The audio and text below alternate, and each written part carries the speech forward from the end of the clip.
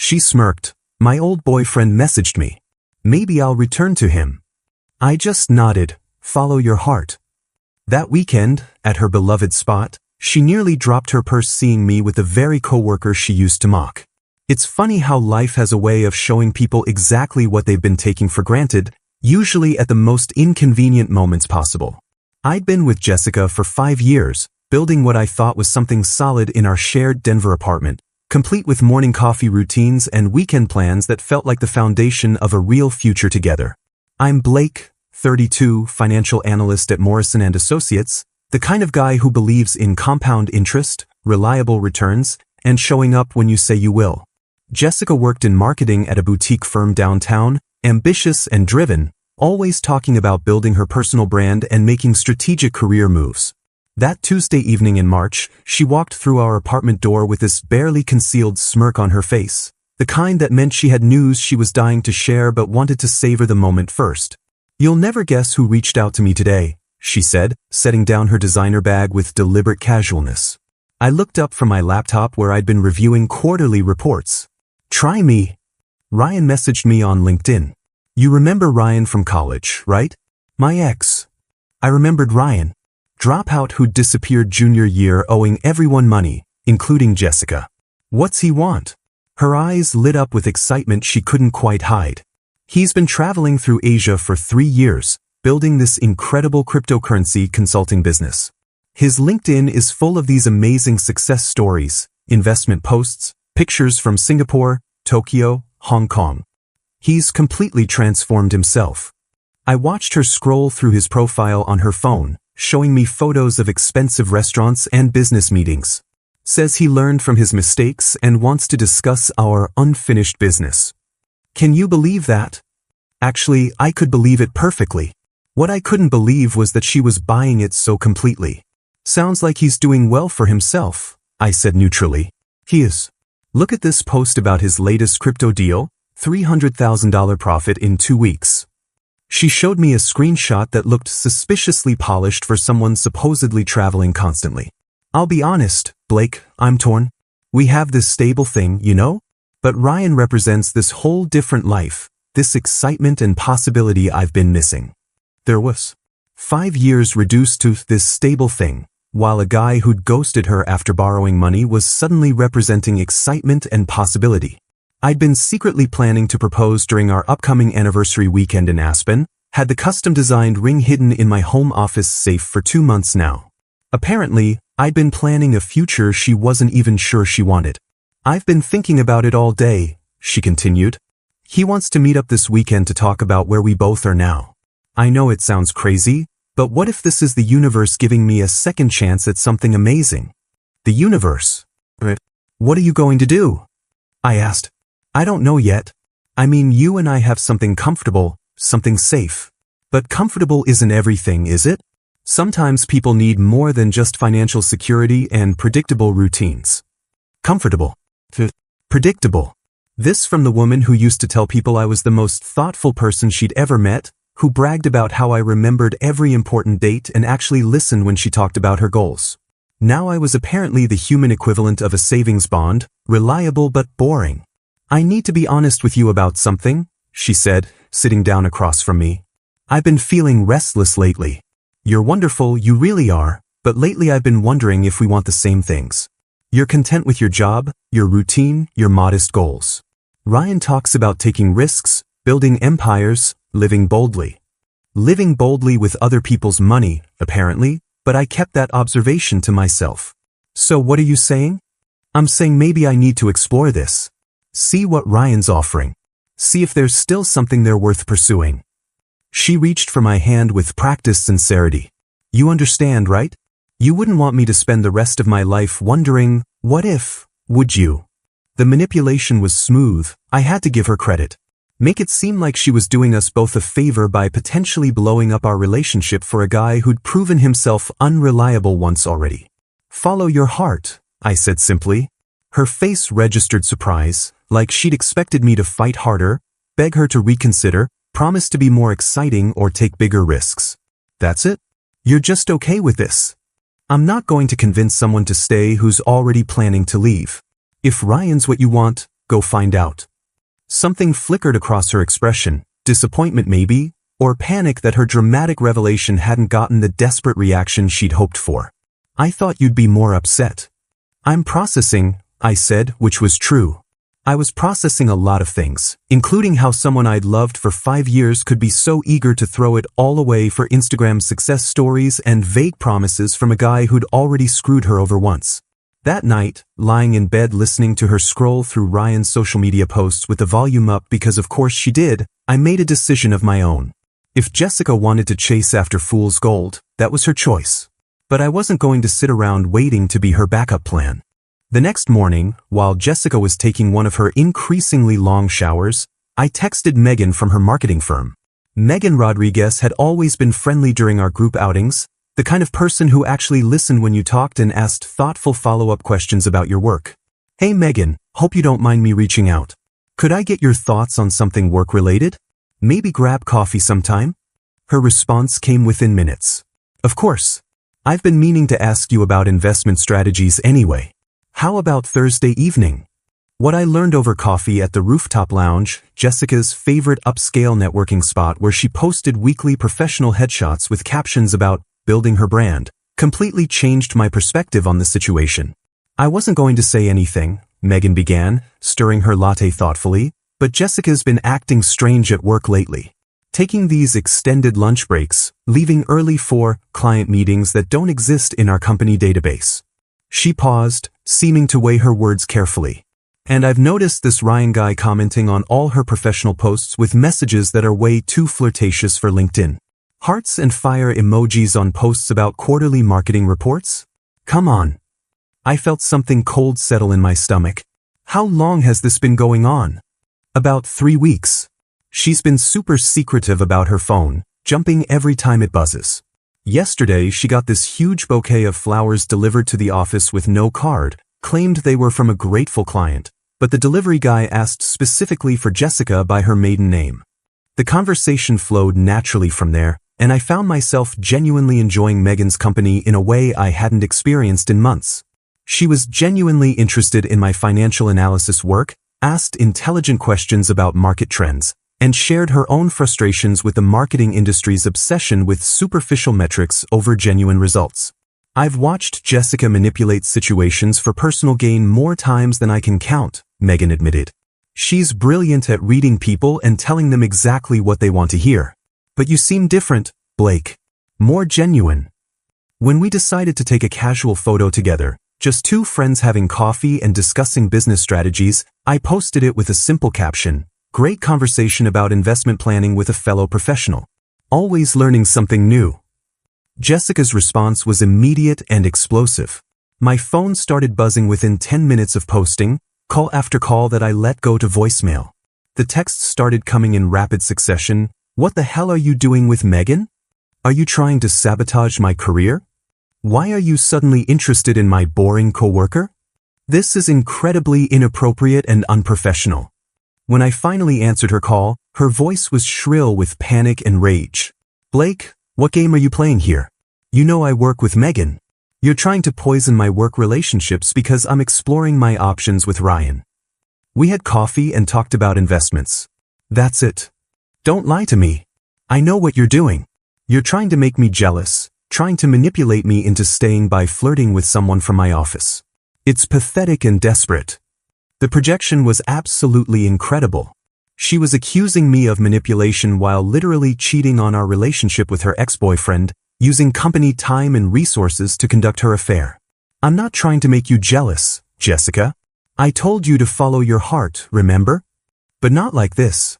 Not by humiliating me at my workplace. Megan is going to think I can't even keep my own boyfriend interested.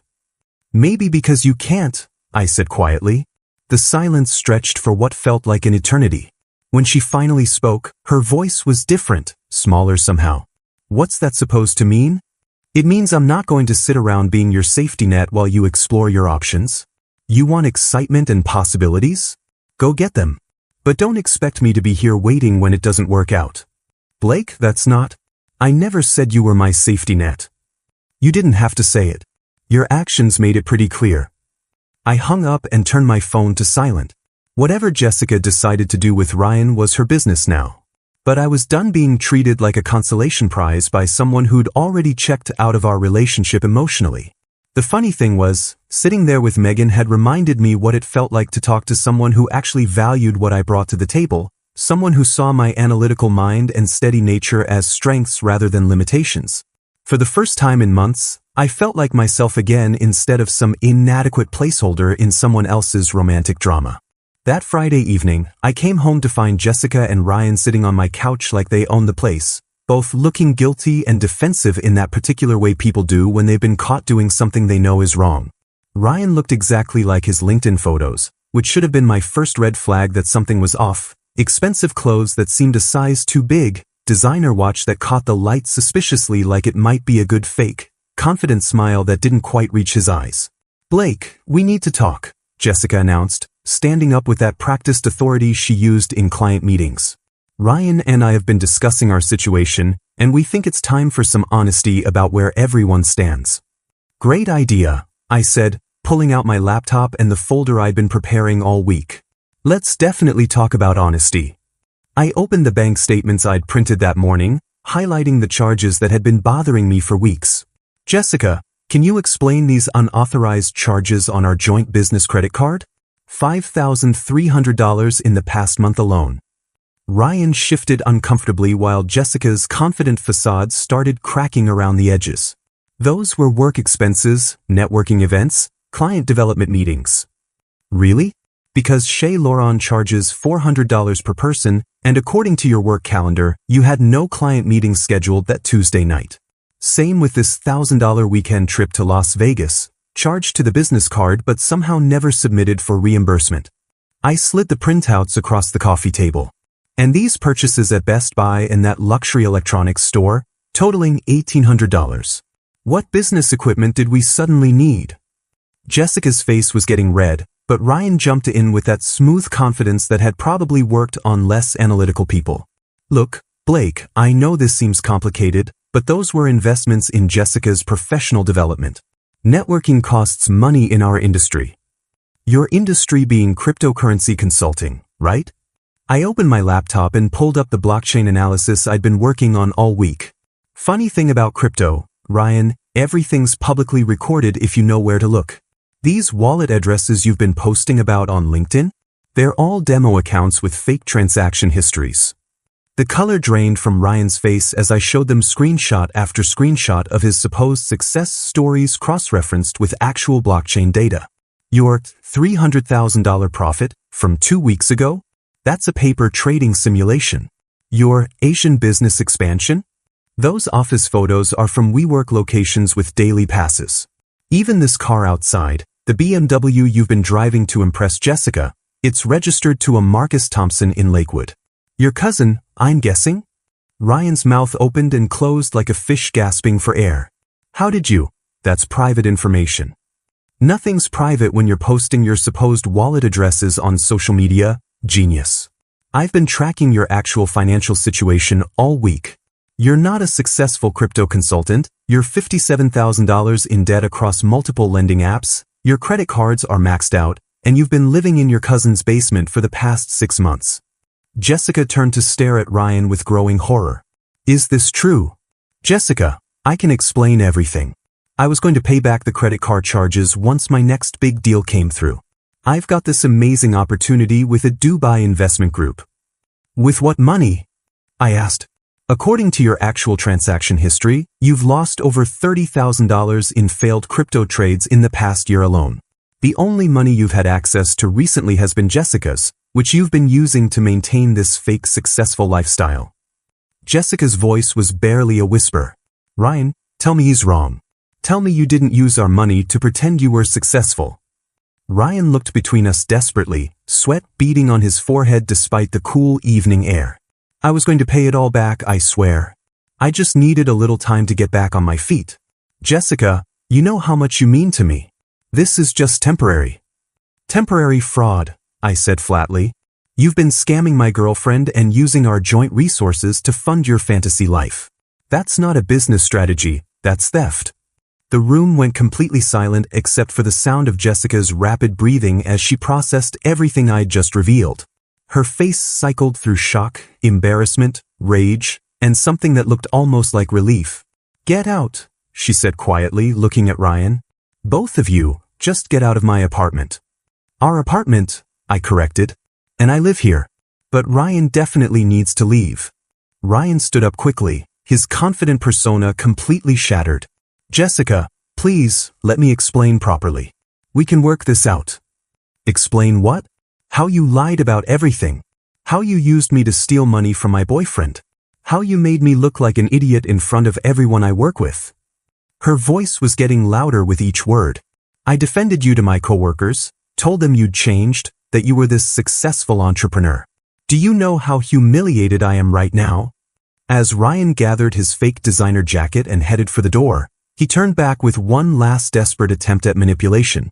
"Jessica, this doesn't change how I feel about you. Once I get back on my feet financially, we can build something real together." "With whose money?" I asked. "Because according to these records, you don't have any of your own." The door slammed behind him with a finality that seemed to surprise Jessica as much as it did me. We sat there in silence for several minutes while she processed the complete destruction of her romantic fantasy, and I wondered what exactly happened next between us. What happened next was Jessica launching a calculated social media campaign that would have impressed me with its strategic precision if it hadn't been aimed directly at destroying my reputation. Within 48 hours of Ryan's humiliating exit, she'd crafted a series of LinkedIn posts that painted me as a financially controlling and professionally jealous partner who'd sabotaged her networking opportunities with successful entrepreneurs. "Sometimes you discover that the person closest to you is the biggest obstacle to your growth," read her first post, complete with a professional headshot and carefully chosen hashtags about breaking free from toxic partnerships. When someone monitors your business expenses and tries to isolate you from career opportunities, it's time to recognize the manipulation for what it is. The posts gained immediate traction in Denver's marketing circles, with dozens of comments from colleagues and connections offering support for her brave decision to prioritize professional growth over comfort zones. She followed up with inspirational content about refusing to let anyone dim your light and recognizing when someone's insecurities are projecting onto your success. But Jessica had made a critical error in her character assassination campaign. She'd forgotten that Megan worked in the same industry and had access to the same professional networks. While Jessica was busy portraying herself as a victim of financial abuse, Megan was quietly fact-checking her claims with mutual colleagues and sharing screenshots of Jessica's previous social media posts. Interesting how Blake went from being the most supportive partner who believes in my dreams just 2 months ago to being financially controlling now. Megan commented on one of Jessica's posts, along with a screenshot from Jessica's own Instagram where she'd bragged about my investment advice helping her build her emergency fund. Also curious about these successful entrepreneurs she mentions, since our company has no record of any of these supposed business meetings. Other coworkers started chiming in with their own observations, pointing out inconsistencies in Jessica's narrative and sharing their own uncomfortable experiences with Jessica's tendency to manipulate professional situations for personal gain. The tide really turned when a cryptocurrency investigator named Alex Johnson started commenting on Jessica's posts with some very uncomfortable questions. "Interesting that you mention Ryan Martinez as a successful entrepreneur," Alex wrote. "We've been tracking Mr. Martinez across 3 states for investment fraud totaling over $200,000. He's wanted for running fake cryptocurrency seminars and stealing deposits from aspiring traders." The comments section exploded as other victims began sharing their stories. "Ryan Martinez took $15,000 from my retirement savings," wrote a woman from Colorado Springs. "Promised me 50% returns in 3 months through his Asian market connections." Another victim added, "He convinced my brother to liquidate his college fund for a cryptocurrency opportunity that never existed. We've been trying to track him down for months." More testimonies kept pouring in, each one painting a clearer picture of Ryan's systematic approach to financial fraud. Women from Denver, Boulder, even as far as Phoenix, all telling similar stories about Ryan's fake success stories, borrowed luxury items, and promises of cryptocurrency riches that never materialized. "He targets women in professional fields," one commenter explained. "Uses LinkedIn to research their backgrounds, then creates fake business opportunities to gain access to their savings and credit. Jessica's posts went from receiving supportive comments to becoming a catalog of Ryan's criminal activities, with victims using her comment sections to warn others and share resources for reporting fraud. Her attempt to portray me as controlling and jealous had backfired spectacularly, instead exposing her as either a willing accomplice or a spectacularly naive victim of an obvious scam. The final nail in her social media coffin came when Alex Johnson posted copies of Ryan's arrest warrants and fraud charges across multiple jurisdictions. For anyone still defending Ryan Martinez's character, he wrote, "Here are the official documents. Ms. Thompson, you might want to contact Denver police, since you appear to have been providing him access to financial resources and potential victims." Watching Jessica's professional reputation crumble in real time through LinkedIn notifications was almost surreal. The woman who'd spent weeks crafting her image as a savvy marketing professional was now associated with cryptocurrency fraud and financial scams. Her carefully curated professional brand, built over years of strategic networking and thought leadership posts, destroyed in a matter of days by her own poor judgment and vindictive social media campaign. By the end of the week, Jessica had deleted most of her posts and switched her LinkedIn to private, but the damage was permanent. Screenshots had been saved, shared, and documented by fraud investigators building their case against Ryan. Her attempt to destroy my reputation had instead created a digital paper trail that would follow her career for years to come. The court-mandated property division meeting 2 weeks later turned into an absolutely surreal theater of financial desperation that I'll never forget. Ryan showed up in his cousin's BMW, still trying to maintain the facade of success, but when it came time to pay the mediator's fees, he attempted to use 3 different cryptocurrency debit cards that were all declined for insufficient funds.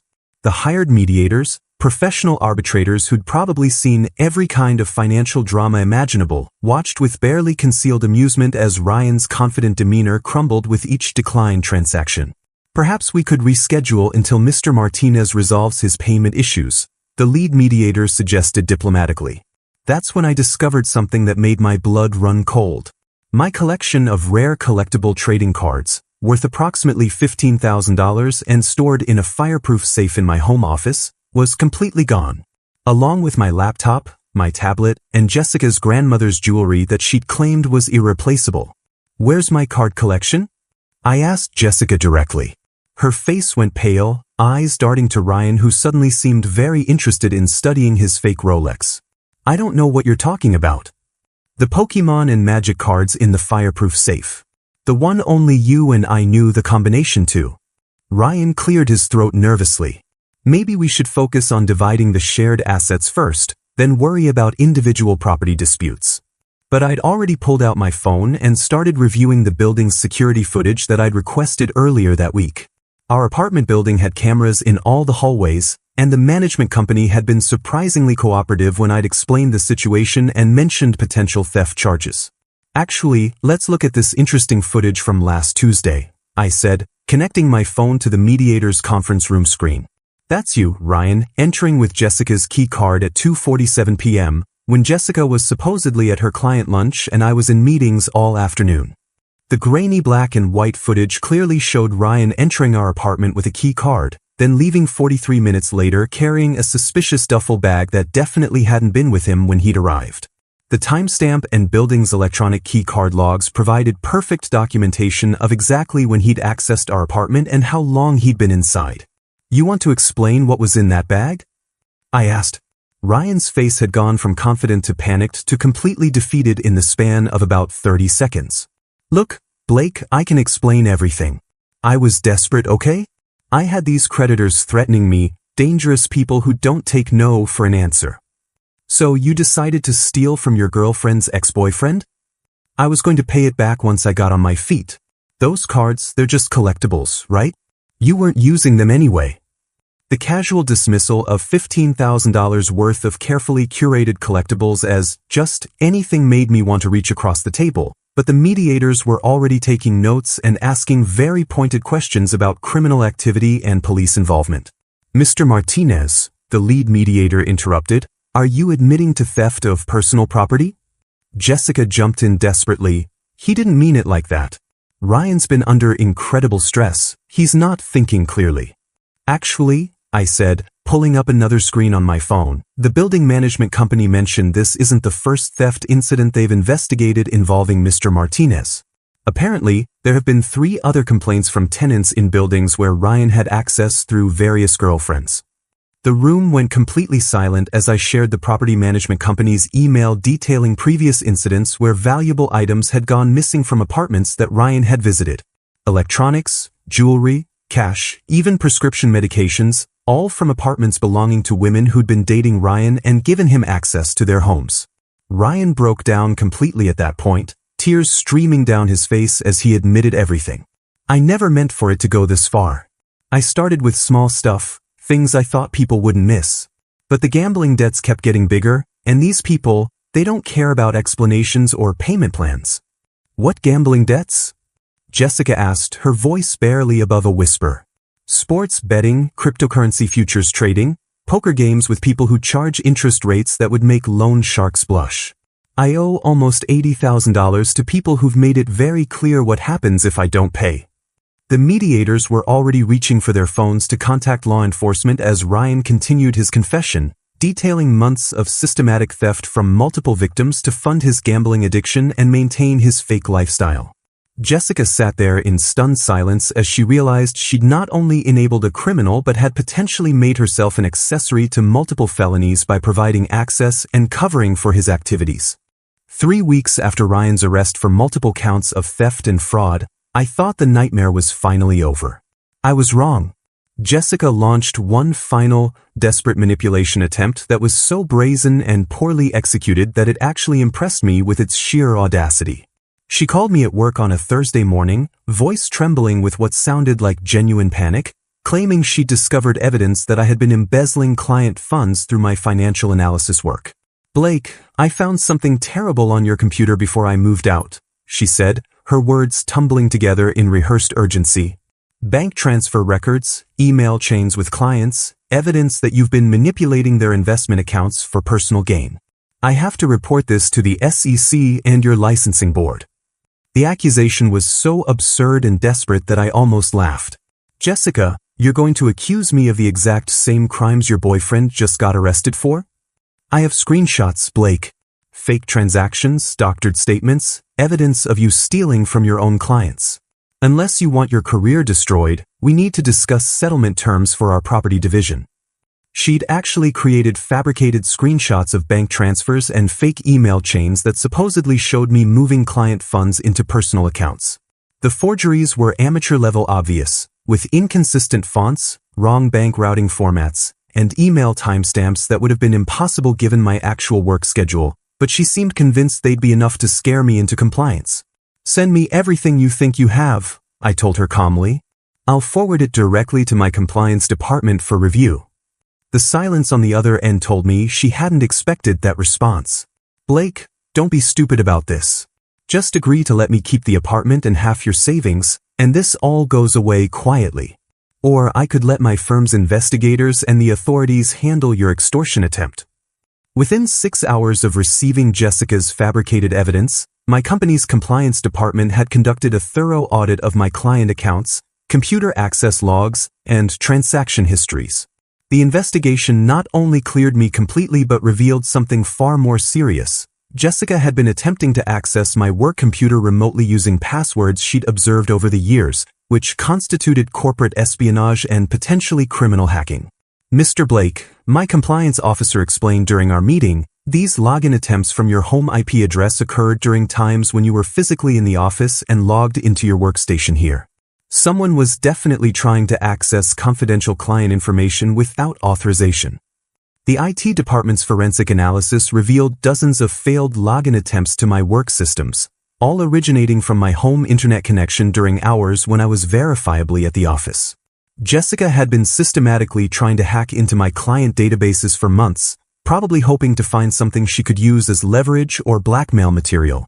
But the investigation uncovered something even worse. She'd been sharing whatever client information she could access with Ryan, who had been using it to target my wealthy clients with his fraudulent cryptocurrency investment schemes. Phone records showed multiple calls between Jessica and Ryan during which they discussed my clients' investment portfolios, risk tolerance levels, and available liquid assets. We found evidence that at least 4 of your clients were contacted by Mr. Martinez with personalized investment pitches that referenced confidential information only available through their account files. The compliance officer continued. Mr. Martinez used specific details about their current holdings and financial goals that could only have come from someone with access to our internal systems. Jessica's employer terminated her immediately when they discovered she'd been using company computers and networks for personal vendettas and potentially exposing them to massive legal liability through her harassment campaign and hacking attempts. The law firm representing Ryan's other victims added new charges to their case when they learned about Jessica's role in providing access to potential targets and confidential financial information. Within a month, Jessica went from a successful marketing professional with a bright career trajectory to unemployed, facing potential criminal charges for corporate espionage, and dealing with multiple civil lawsuits from fraud victims who discovered her involvement in Ryan's schemes. Her LinkedIn profile, once a carefully curated showcase of professional accomplishments, now served as evidence in criminal proceedings. The woman who'd once bragged about her strategic thinking and professional networking had managed to destroy her entire career through a combination of poor judgment, criminal associations, and spectacularly bad decision-making. Meanwhile, my firm not only cleared me of all allegations but commended me for identifying and reporting the security breach, leading to improved protocols that protected other employees from similar attacks. The attempted frame job had backfired so completely that it actually enhanced my professional reputation and demonstrated my commitment to ethical business practices. 6 months later, I was sitting in Megan's new office space in the trendy Rhino district of Denver, reviewing investment portfolios for her rapidly growing boutique marketing consultancy and marveling at how dramatically my life had improved once I'd removed toxic people from it. Megan had left Jessica's former company shortly after the scandal broke, deciding that the negative association and workplace drama weren't worth the steady paycheck, and had taken the leap into entrepreneurship with a business plan that actually made financial sense. "Blake, look at these Q3 numbers," she said, sliding the quarterly reports across her desk with genuine excitement. "We're already at 180% of projected revenue, and I've got 3 major clients wanting to expand their contracts for next year."